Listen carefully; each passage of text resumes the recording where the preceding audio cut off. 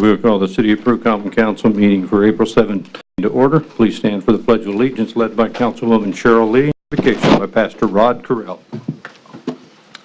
I pledge allegiance to the flag of the United States of America and to the republic for which it stands, one nation, under God, indivisible, with liberty and justice for all.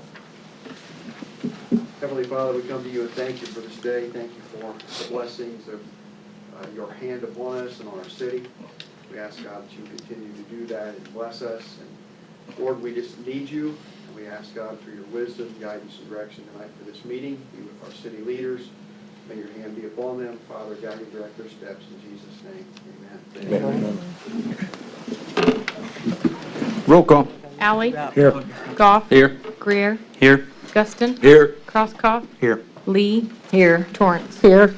All members present. Next time is reading and correcting of the journal. Move we suspend the rules and dispense with the reading and correcting of the journal. Second.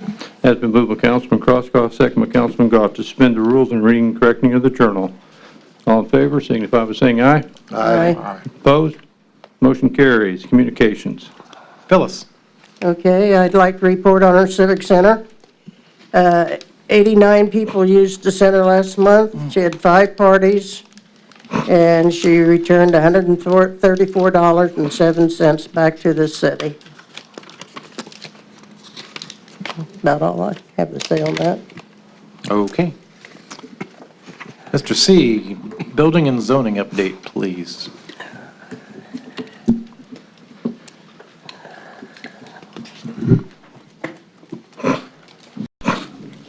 This is for the April 1st to now for the zoning recorded. We did commercial permits, we had 4%, complaints 15%, consults and meetings, time was 54%, and residential permits was 27%. Actual totals, our commercial electric permit was 2, commercial new rehabilitation permit was 2, building complaints 5, code enforcement was 10, consulting with building 35, consult with meeting regarding code enforcement was 2, zoning meetings was 19, residential demolition permits was 1, residential electrical was 2, residential new rehabilitation permit was 11, and residential roofing permits was 14. That's it. Thank you. Mr. Chairman, I know last month I talked to you about getting our street list together. Yes. And so we did go out with E&B, and Bill McQueen and I have been out as well. And Old Man Winter was a little harder on us than what we expected. There are some roads that we thought we may be able to do a mill and resurface. Some of them we have to tear the entire street out and start over. When we was driving along the streets, the mud is percolating up through the asphalt, which means the subsurface is gone. When we did some checking on it, there never was a base put underneath a lot of these streets. West 5th Street is one of those between Lafayette and Fremont. We're going to have taken down probably 8 inches and rebuild it, which means we're going to have less streets we're going to be able to finish. It's just a little harder on those Logan Street's another. We're going to have to go down 5 inches in areas of it because the depth of the damage. Water has gotten underneath it, and then it's wet, so we got to dry out the soil underneath it. So it's going to be down for a little while. So we had a little more damage on further inspection. So we did have about 20 streets we wanted to do a lot of work to. I doubt that we're going to get all of them done. Some we can fix with the mill and resurface like we have been doing, but like I say, we have a few that's going to take a lot of that money to get them back in shape. If we just try to patch them and say we'll wait till another year, you're throwing money away. It won't last a year or two, and then you still have to fix it. So my philosophy, let's fix it right while we're doing it, make it last a long time, so in the future you don't have to go back and redo that road. So I'd rather we do it right the first time, and that's what we're going to do. And so we may have to reduce that list. Once we get the final list, I'll get a copy to each and every one of you with the cost breakdown on each street. Okay, so the original list is shrinking. Okay, under unfinished business, we have to remove off the table ordinance number 8, 2014. I move we remove ordinance number 8, 2014 from the table. Second. Has been moved by Councilman Crosskopf, second by Councilman Guston to remove ordinance number 8, 2014 from the table. Questions? All in favor? Or no, do a roll call, Jack. Alley, Yes. Goff, Yes. Greer, Yes. Guston, Yes. Crosskopf, Yes. Lee, Yes. Torrance. Yes. Okay, Mr. Chairman, in the interest of time on this discussion, I think you all received an email from Mr. Merriman, our General Manager of Crew Utilities. And Roger, if you would, you might just kind of brief them on that, the email that you did send to them. And I think that would clarify a lot of things that was a concern at the last meeting. As I recall, the concern at the previous meeting dealt primarily with residential customers and the requirement that was contained in the original ordinance for the backflow preventers to be tested on an annual basis, and that was at the expense of the homeowner. And so after the ordinance was tabled, staff and I got together and we did a little research. Actually, we called the folks down at IDEM that administer this and asked for some clarification in the state statutes. They basically said, with respect to residential customers, it is not necessary to have a testable backflow preventing device on the service. It would be acceptable to have what they call a non-testable device, meaning you obviously can't test it.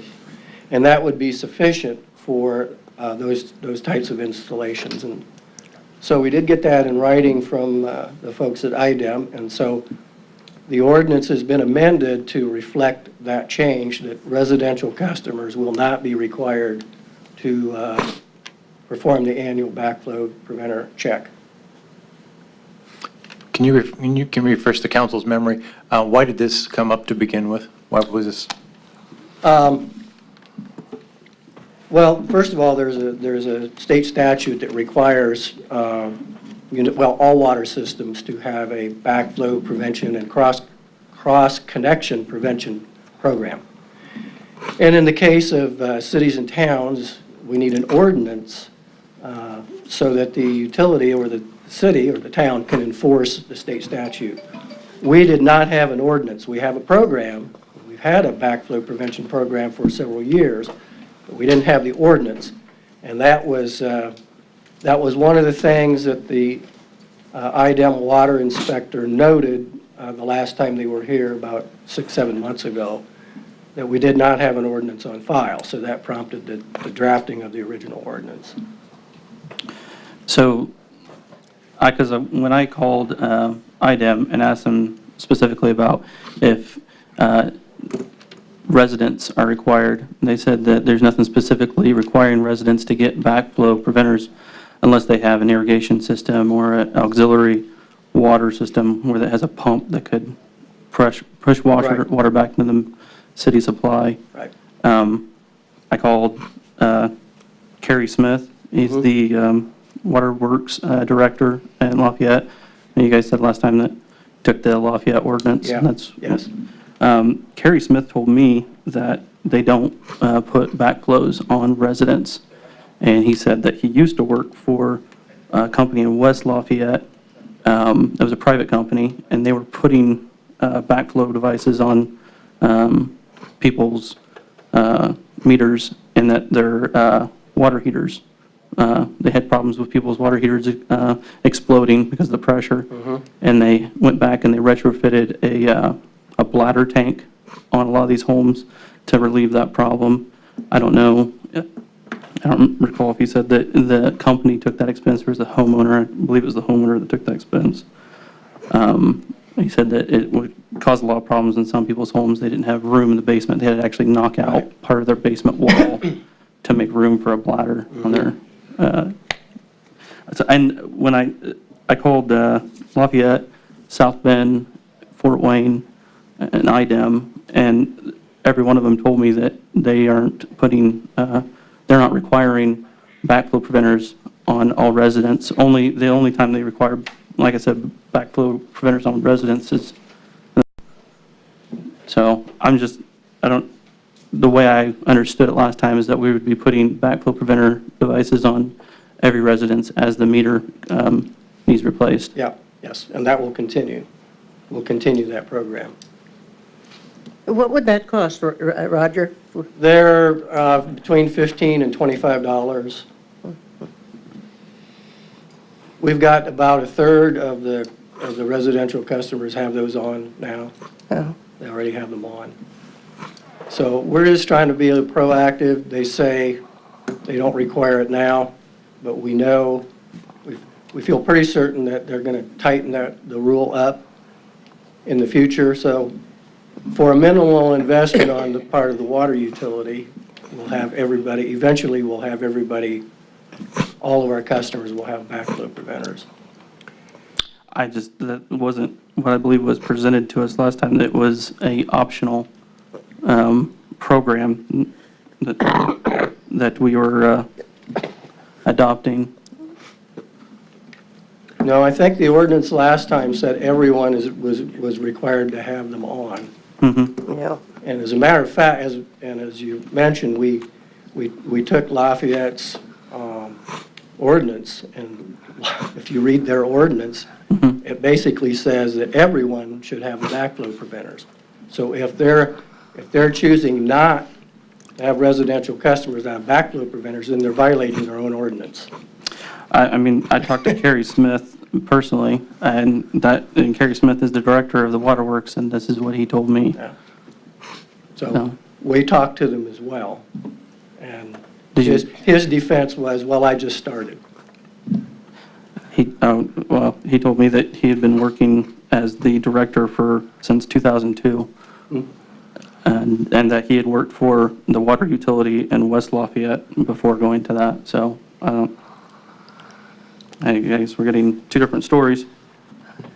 Why would IDEM write us up because we didn't have an ordinance in place?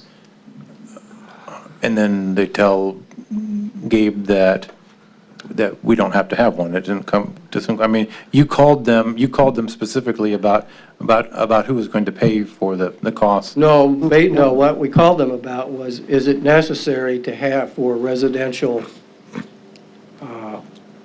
meters to have backflow preventers that can be tested? Because the issue before was, as the ordinance was originally written, everyone was going to be required to have the backflow preventer tested at their own expense. And that was Annually. Annually, and that was the issue.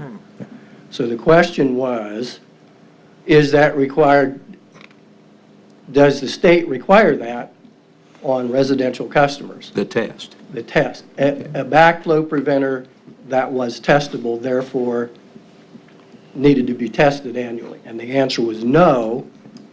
You can require what they call a non-testable double-check backflow preventer on. You're protected, you get the protection from backflow, but it doesn't require the annual test. And so that's how we amended the ordinance to read that way. If a customer had, let's say, a lawn irrigation system, would it require a different Yes. backflow preventer than Yes. what you are putting on as you replace meters now? Yes, and that is stipulated in the That would be ordinance. testable. Yes. Yeah. But what you're putting on now, whenever you replace a meter, the $25 is not one of those kind. That's correct. It's the non-testable That's kind you're correct. putting on now. And you say 1/3 of the customers have that, 1/3 of how many? 5,000. Have you noticed, have you had any complaints of somebody having trouble with their, what'd you say, Water heater? softener? Water Water heater. heater. Not that I'm aware of. Okay. I don't know that people would know to look for that as a culprit of a problem with water heater. I don't think anyone knows that these devices are being put on our meters to know that something has changed, if there has been. When I went online and did some research, first thing that I found was the cross-connection control backflow prevention manual from IDEM. That's the 2013 edition, is the only one I could find. And under the section local ordinances, obviously I went directly to that, and it says, from local ordinances, utilities may not find it necessary to develop a local ordinance to create and operate cross-connection control program. Existing state regulations and utility policies often provide all the authority a utility needs to initiate and operate a cross-connection control program. I mean, it goes on, but I'm just curious why, if it says in the manual that most utilities don't need a ordinance, I don't know why is Peru different? Because the IDEM inspector said you had to have one. Can you give any reason? He just said you had to have one. I mean, I'm just reading from the Indiana IDEM manual, and that's what it says in the manual. Well, I guess, where's the harm in having an ordinance? The cost to the customer. What cost to the customer? There's not going to be any cost to put a backflow on it. Not for residential customers. There's going to be no charge for residentials to be putting the backflow devices on. No. That's what we've said earlier. Well, I know you said that We're putting those in as we either test the meters or change them out. And so when we do that, when we put the meter back, it has the backflow preventer. Okay. And I was under the impression that the thing that had changed this time was that the annual test had been taking care of the problem of having an annual test. But last time we spoke about this, there was a initial charge for the meter, for the backflow prevention device itself when we put it on. No. The only time there's a charge to the customer is if it's a new service. So if you build a house and need a service, there's a tap fee, and that tap fee includes the cost of all the materials at the time that's required to tap the line. Includes the cost of the meter set, the backflow preventer, the cylinder and the cover. So in that case, the new customer would pay for that, but it's included in the tap fee. For existing customers, as I said earlier, we're simply, as we replace meters or test them, we put them back in with the backflow preventer. And that's what we've done for the approximately third that we have in. And there was never any charge to the customer. Okay. So at this point, the way the ordinance has been amended, there's no cost to the residential customer, for an existing residential customer. They don't have to test the backflow preventer, and eventually they'll get one as part of our meter replacement and testing program. But if they have a special occasion, or, like, for example, they're watering their lawn with another system, Yes. then they'll have to have a different type of backflow. Yes. Flow, and it will charge them. That's right. For that. And they'll have to have that tested annually at their expense. But that's spelled out in the ordinance. The ordinance, specific for each particular situation, it specifies the type of backflow preventer that has to be put in. Yeah. Roger, I think it'd be good for you to kind of reiterate that for anybody that's still unclear of what the backflow preventer actually does and why we are taking the approach to put the backflow in there, just so that anyone watching this meeting tonight or reads it tomorrow in the paper, exactly what the backflow preventer is protecting.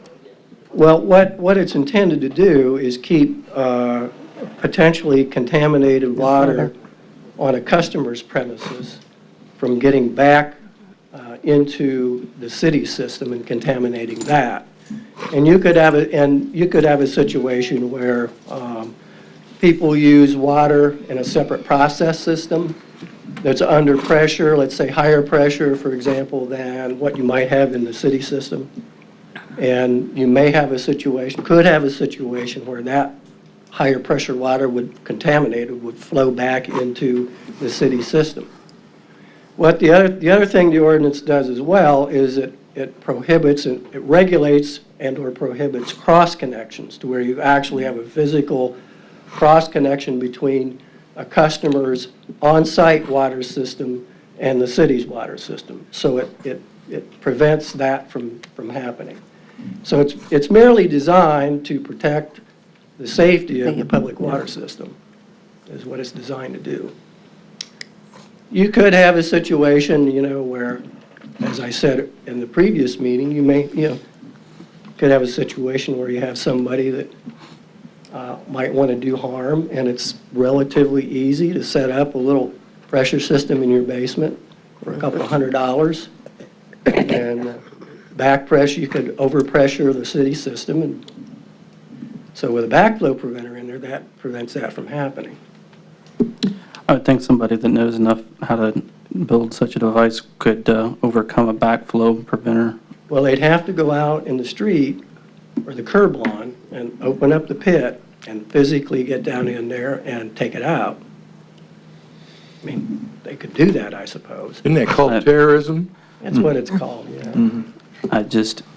It seemed, and I asked around about that too, and from everything that I've talked to other people about, it's a incredibly long shot that would be used, something so complex and so little effect for how complex it would have to be to do this. It doesn't seem like a very good reason to be putting these in, if that's the reason is, as far as an accident preventer, it's, especially in a commercial setting where you have commercial uses using harsh chemicals in pressurized systems, it makes sense to have backflows.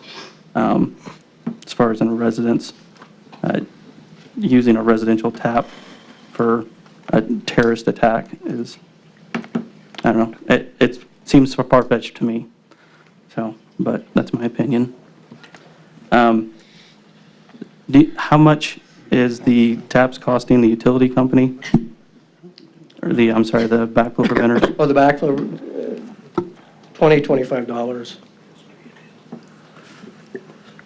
Question, the 2/3 of the residences that do not have backflow preventers right now, are we going to have to rush to get everybody up to speed? According to this ordinance, everybody has to have it. Yeah, and the answer is no. We'll do it as part of our regular routine testing and replacement. Okay, whenever you test and you replace, then you will do it, but we don't have to rush out to get No, no. We've got several meters in the system that don't comply with the latest lead and copper content rules, so they're going to have to be replaced. And that will have to be done pretty quickly. I don't know exactly how many there are, but there's a fair number. So to the extent that those meters that are in the system that have to be replaced that don't already have a backflow preventer on them, they'll get a backflow preventer as part of this meter change out because of the lead rule. This ordinance is just a continuation then of the policy that you've had at Peru Utilities for Several years. several years. Yeah. So we've been doing this for several years. Now we're just doing what IDEM is asking and having an ordinance in the file. Yep. And it provides us with some enforcement provisions. Do we have any questions from the audience concerning this issue? Is there any education or outreach about the backflow preventers? Because you have an old water heater. And most newer water heaters, from what I understand, should be okay because they do have release. But if someone has an older water heater and they have a backflow preventer device on it, it could cause some serious problems with the water heater.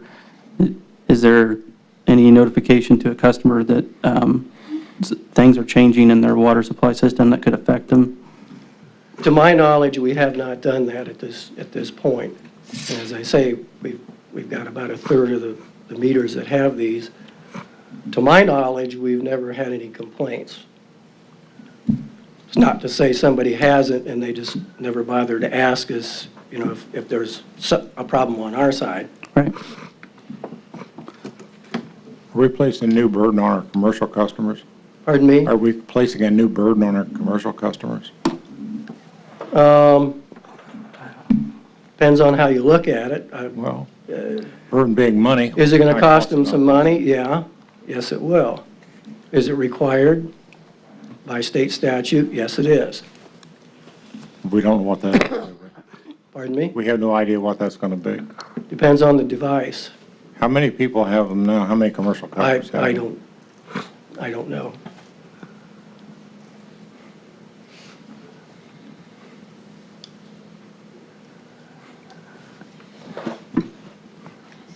Any other questions? I just,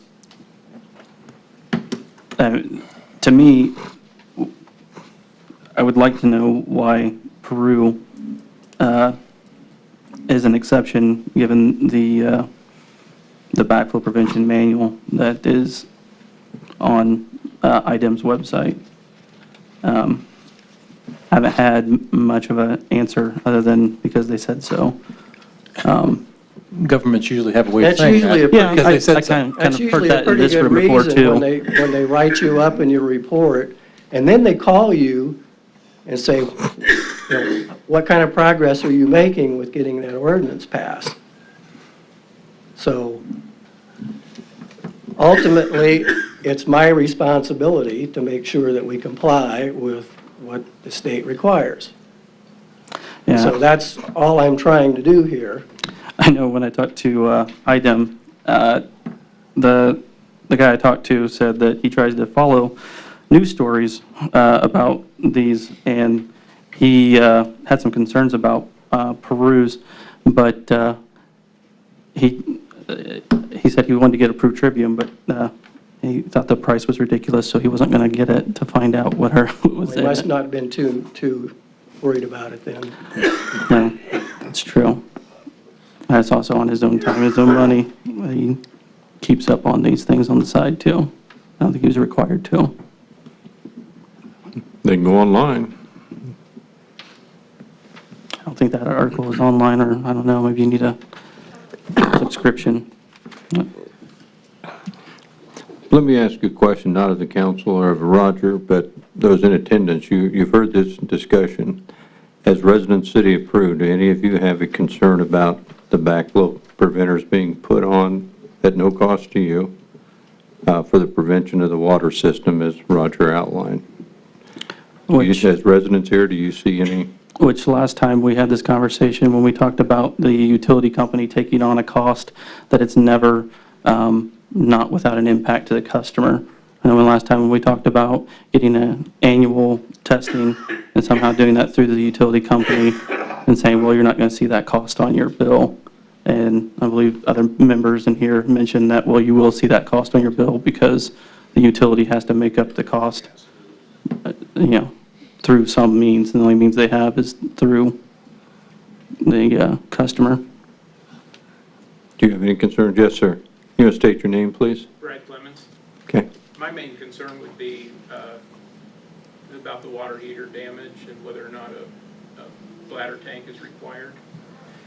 Maybe a certification or something, because I talked to Lafayette Water Works after reading their ordinance, and they did indicate to me, the director of backflow there said that they had problems with some water heaters because of the check valve, because the system can't expand once you lock that. So I guess that would be my main concern, would be, is there going to be a notification? Okay, let me ask this, because I'm not stuff with the water. Why is it putting that much pressure on the water heater? I don't know. I don't understand why. I mean, why the water heater and not the water softener? Why not the Because water line? when you warm up the water, the tank and the water heater expands by between 2 and 5 gallons of water. it's heating, When you it's, when mean? it heats up, it expands. But why is the backflow preventer causing that, though? And it's not in every system, but it'd be if all the hot water taps were to be turned off and the hot water would turn on and it had nowhere to expand. And some of the older water heaters, a lot of the newer ones have pressure check valves that will release Yeah. That's what I was pressure. saying, I figured the check valve would pop first. They're all supposed to have those. Yeah. For years. Right, but a lot of people haven't bought a water heater recently to have the check. Well, those have been required for Years, almost ever yeah. because of that danger. Yeah. They would kick off when Oh, yeah. the valve would Yeah. kick off, yeah. But to my knowledge, we've not had any concerns voiced to us. That's not to say it hasn't happened. But to my knowledge, it's not been an issue. But Mr. Clemens, yours a newer water heater that has the pop-off valve on it? Some of both. I have several houses, and some of them have Oh, them, some of okay. them don't. So, you know, that's what Lafayette told me, and that's the reason they said I had their newest ordinance in my hand, and it said it is to prevent the possibility of contamination where there's a cross-flow connector, and to prevent contamination, excluding single-family dwellings, duplexes, and fourplexes with individual water meters in their ordinance. And when I asked them about why that was there, that's the reason. Okay, wouldn't the same hold true for commercial property? I They think have that's hot the water. I think that's the biggest concern, is if there's a But commercial and industrial. Have we heard anything about commercial properties exploding, You have to have a or cross. just residential? I haven't heard, no. I mean, you'd think a water heater and a commercial property would be the same concern, that if, it's doing the same thing. I don't know much about that. I don't either, that's why I'm They asking might questions. expect things, I don't know. When Peru Utilities did our, I was there and I went out to ask what they were doing and told me about the valve and that I might have a problem with the water heater, the expansion of the water. We put an expansion tank right on, never had another bit of problem. I think that to save some terrorists from shooting something in the chemicals or something in our water system, this is a very good idea. All we're talking about is protecting our water supply. Yes. So what's, I don't see where the controversy's at, frankly, but I just don't want an extra expense. Like, when we talk about up here every day about expenses and where money goes, I don't want to say, well, we don't have to look at this or examine this expense and not question whether or not it is completely valid. Every expense should be looked at. And I think that's the issue. I have no problem with safety. I have no problem with putting on a simple device that's going to protect the city's water systems. I'm glad we're I think if doing we're this. doing this all just for terrorists, I don't know. It's, Okay, do we have further questions? Any further questions from the audience? Roll call. Hang on, wait a second. We haven't, hang on. You haven't amended it yet. No, we have not. That's right. Very good, Kurt. I move we amend ordinance number 8, 2014 to reflect the changes that the Peru Utilities have proposed. Second. It has been moved by Councilman Crosskopf, second by Councilman Guston, to amend ordinance number 8, 2014 to reflect the changes as outlined by Peru Utilities. Are there any questions? All in favor, say, whoop, Jackie, do a roll call. Alley, Yes. Goff. Yes. Greer, yes. Guston. Yes. Crosskopf, Yes. Lee, Yes. Torrance. Yes, Okay. I move we adopt amended ordinance number 8, 2014. Second. Has been moved by Councilman Crosskopf, second by Councilman Guston to adopt, or what? You got to, Adopt amended ordinance number okay, 8, 2014. adopt amended ordinance number 8, 2014. Any questions? Roger, I would assume that these backflow preventers that you've been installing over the last number of years are built into your operating costs as we go along, right? I mean, you know you're going to have to replace meters, and you've been doing so for a third of the population, so that's built into your cost budgets for the year, correct? well, it's built into the budget, but the rates the rates as they currently exist don't support that. Okay. So that's to say that there will be a rate difference because of this? Not because of this, but yes, the water rates are going to have to be adjusted Because of overall operational costs? because the existing rate has been in effect since 1994. So the additional cost of the backflow preventers gets included in our budgets, but as I said, the rate doesn't support the budget anymore. So regardless if we do this or not, there'll probably still be a rate increase. That's probably correct, yes. Any other questions? Roll call on amended ordinance number 8. Alley, No. Goff, Yes. Greer, No. Guston, Yes. Crosskopf, Yes. Lee, No. Torrance. Yes. Okay. The motion carries. Next item is ordinance number 11, 2014. 10. 10. I'm sorry, drop down one too far. Ordinance number 10. An ordinance to appropriate from the unappropriated cable TV fund to the cable TV fund budget the sum of $30,000. Move we adopt ordinance number 10, 2014. Second. Has been moved by Councilman Crosskopf, second by Councilman Goff to adopt ordinance number 10, 2014. Question? Question from the audience? Roll call.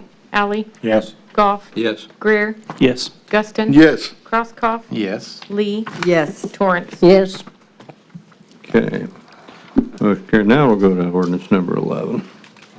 An ordinance of the proposed sewage works rates and charges. Move we adopt ordinance number 11, 2014. Second. Has been moved by Councilman Crosskopf, second by Councilman Goff to adopt ordinance number 11, 2014. Questions?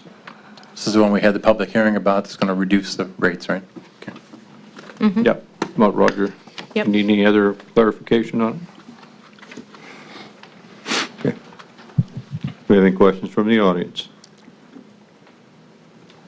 Hearing none, roll call. Alley, Yes. Goff, Yes. Greer, Yes. Guston, Yes. Crosskopf, Yes. Lee, Yes. Torrance. Yes. Okay, do we have anything else under unfinished business?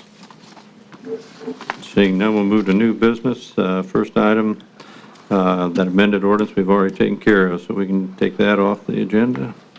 And so Resolution 7, 2014.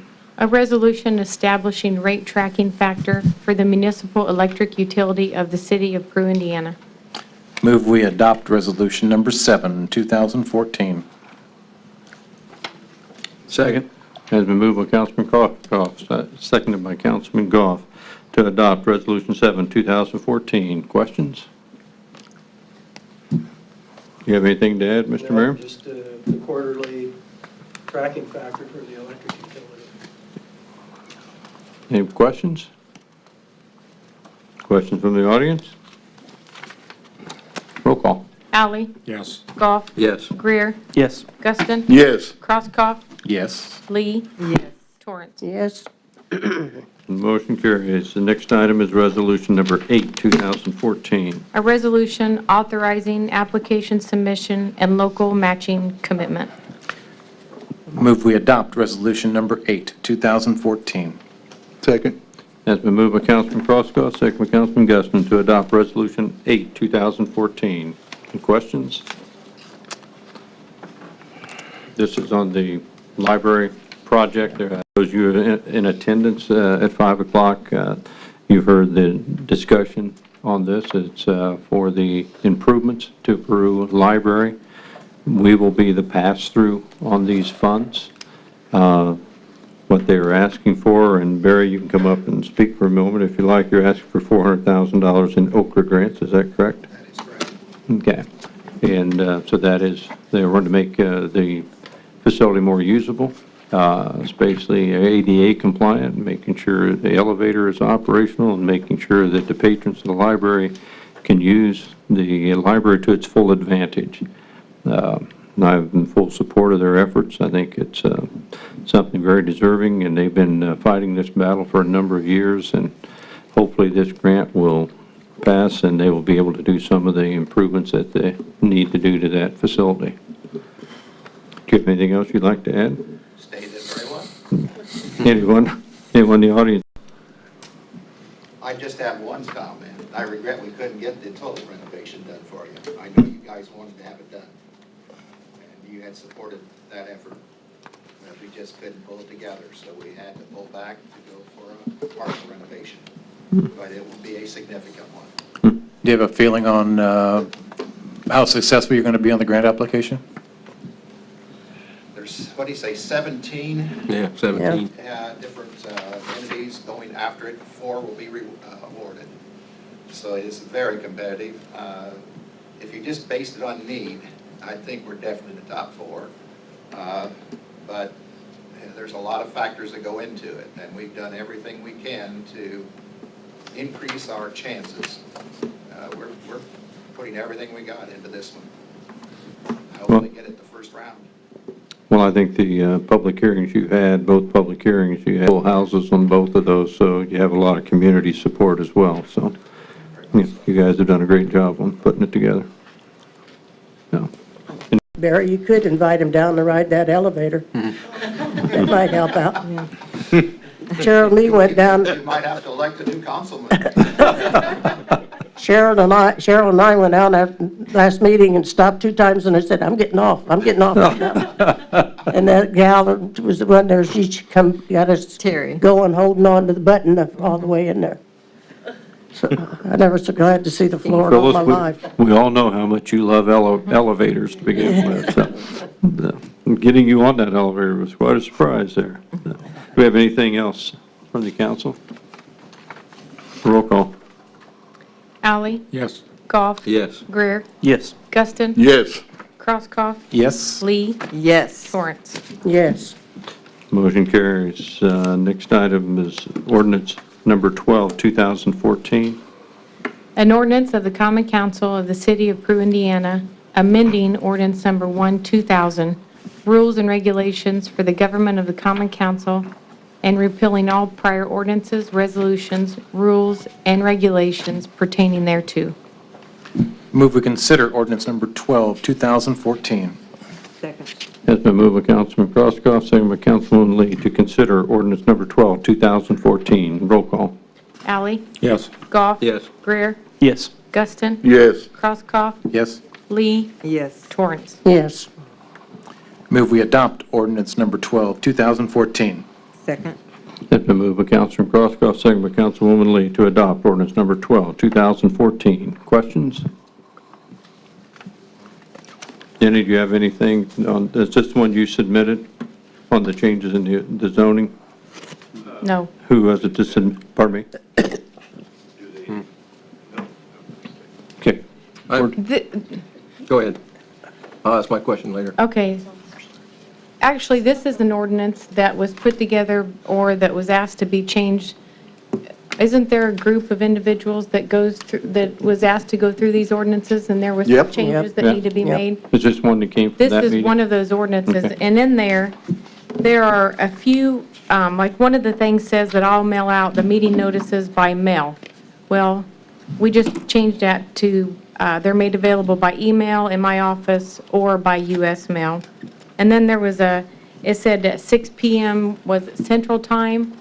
It was just And- one to change us to Eastern time rather than, because we were prior, our ordinance said we were on Central Time, just bringing us into the modern world. So really, it That's was the next just, That's the Really? next Next ordinance, one, that's not yes. this one. Yeah. right. That's the next one. Yeah. Okay. I was just telling you So about. really, this ordinance is just some housekeeping stuff saying that I'll notify you by U.S. mail. Well, now I email things, or sometimes the things are up in my office to be picked up. So it just says that this is really just a housekeeping. That's the only change I can see, is Yeah, just it how you're is. going to deliver it. This is from the committee with Tom Guston and Phyllis and Yeah. Cheryl. Yeah, I just have one question on it. Okay. And under the standing committees, and then down in addition, the council may appoint members to other committees. we still have, if this is going to be our new ordinance, we still have a Miller Pool liaison. Oh, yeah. Do we need that? And we still have a Grissom. Number 4. We still have a top. Grissom Redevelopment Authority liaison. The Grissom Redevelopment Authority is now the Peru-Miami County Economic Development Authority. That needs to be redone. So I just had a question on why those two things are still in there. They need to be changed. Just remove it, Miller. right? Just remove them both. Because you've already got a Peru-Miami County EDC, so you just remove number 4 and number 7, I think that'll, 4, Miller Pool. Miller Yeah, Pool. Yeah. 7. and the Grissom redevelopment, I think those two need to be Yeah. removed. It should have been deleted already. Yep. So we'll make those changes and we'll X out through, just like on the other pages. The words will be there and then we'll just cross those off.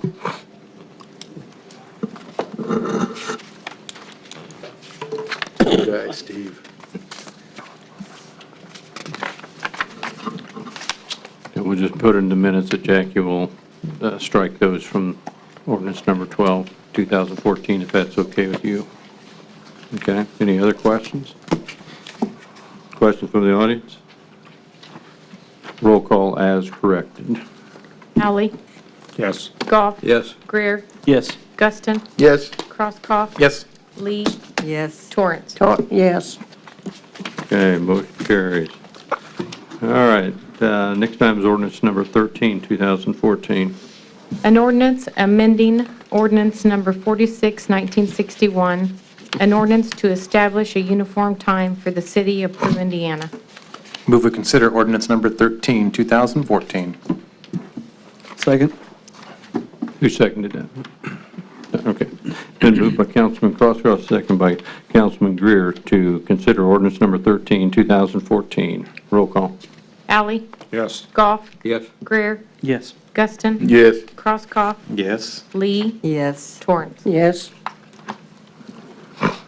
So this ordinance is the same thing. The committee met, said, this is an ordinance that we believe we need to change, and this is the one about where it says to be known as Central Daylight Savings Time. I had one Yeah. question. You need to get it on the... Yeah, we need to Good, move to Oh, adopt I'm ordinance sorry. number 13, 2014. Second. Okay. It's moved by Councilman Crosskross, second by Councilman Greer to adopt ordinance 13, 2014. Questions? Yeah, first page, under number 1. Peru and Miami County are to observe Eastern Standard Time. Can we speak for Miami County?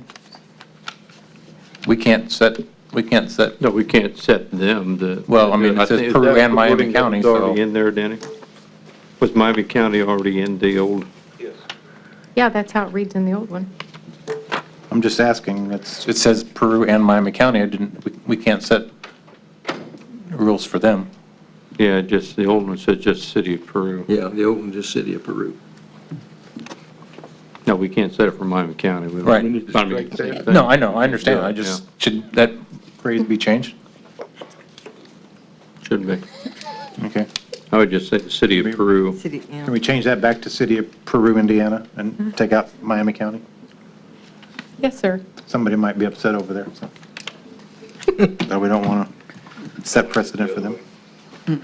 Yeah, Jenny preferred it to say Miami County, so. You expanding your horizons, Denny? See, that knocks me out. Okay, anything else? Sandy Cox.